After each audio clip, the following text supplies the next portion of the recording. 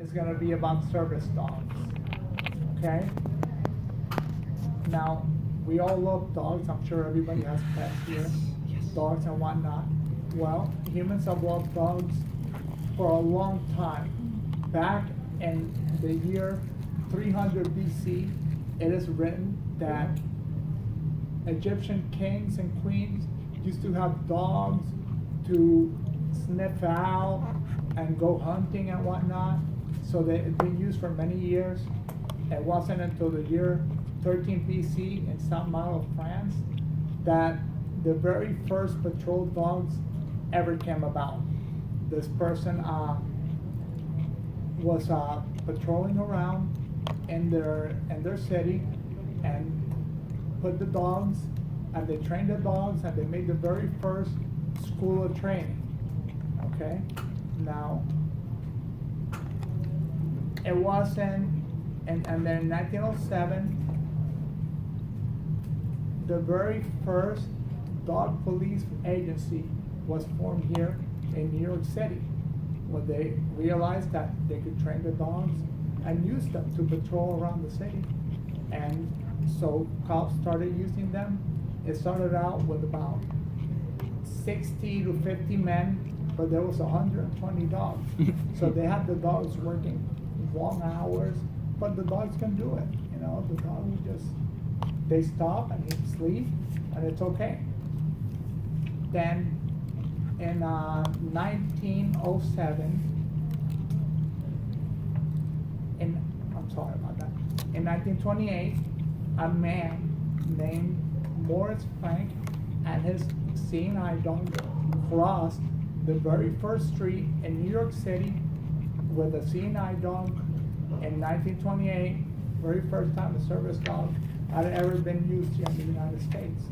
So that started out, and many agencies started out. They started out with different service dogs, like, for example, they have now deaf dogs, people who are deaf, hearing dogs they call them. They have, So the best thing that ever happened to me in my life, I'm talking about ever, the happiest day of my life was the day I walked into Panera to have lunch with my mother, and there I saw a man. His name was Chaplain Larry, and he had a dog, a service dog with him, and it said Canine for Christ. So I asked the man, I said, hey, you know, what is this about? You know, what is this service dog? So beautiful, can I pet her? Of course, he did the whole thing. No, you can't touch her right now. She's working, That's right. blah, blah, blah. The whole spiel that they give you when there's a service dog and you want to touch it and they don't want you to touch it. That happens. And then, so I met him in Panera and I asked him about his dog. He told me he had this non-profit organizations called Canine for Christ, that they find dogs for people who are disabled, such as myself. So I said to him, do you think I can be part of that? He said, sure. And 3 years, it took 3 years for him to find my dog. One neat day, he called me up. 3 years later, he said, I got something for you, Carlos. I think I found your dog. He went to a place where they're volunteering dogs out, and I adopted a white German Shepherd. Her name is Moonbeam. She has been with me. She's my best friend. She's the best thing that ever happened to me. I am so happy. I remember that day that I saw her for the first day, and we were kind of like, I just didn't know anything about this dog. And I looked at her right in the eyes. I remember that day like it was yesterday. I looked at her and I said, you gonna come home with me? She looked at me sideways. I said, you gonna be my Mimi? And she jumped up in my lap, and she's been with me ever since. She's the best friend I've ever had. The best thing that ever happened to me. I am so happy when I'm with her. I'm so glad when she's with me. She makes me feel good.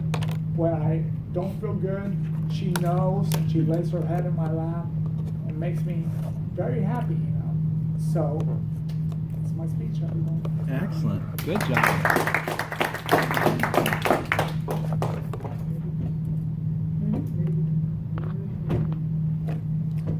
Thank you very much, Tom. You know, grab my thing. I will grab everything for you, sir. No problem.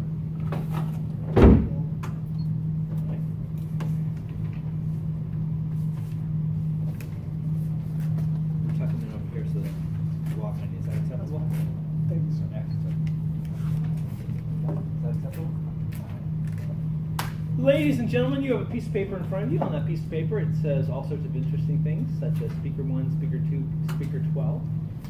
Carlos, this time around, was Speaker number 7. So if you can, no, I'm sorry, I guess he's Speaker number 1. If you can jot down a few notes for him. Remember, the two pieces of information Carlos is most interested in is, for the speech that he just gave, what was the best part of the speech from your point of view? What did you think was the best part? And number 2, if I ask Carlos to come back up here today and give that speech one more time, what one thing would you like him to do differently? Yes, ma'am. Oh, I would like to hear what Moonbeam helps him with. Oh, she's an emotional service dog. Okay. So she helps me with all kinds of things.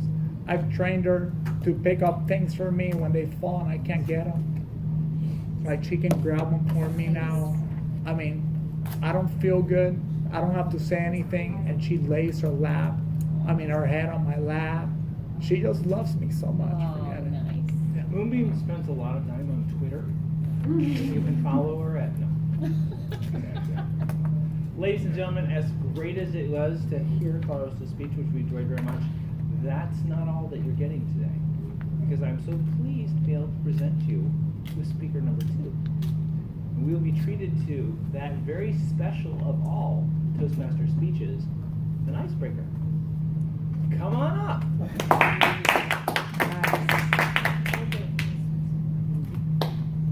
Now refresh me with your name. Sahiti. Sahiti is going to be sharing with us her number 1 speech for our club. Ladies and gentlemen, will you join me once again in welcoming Sahiti? Hello everyone, my name is Lakshmi Sahiti Pinamane.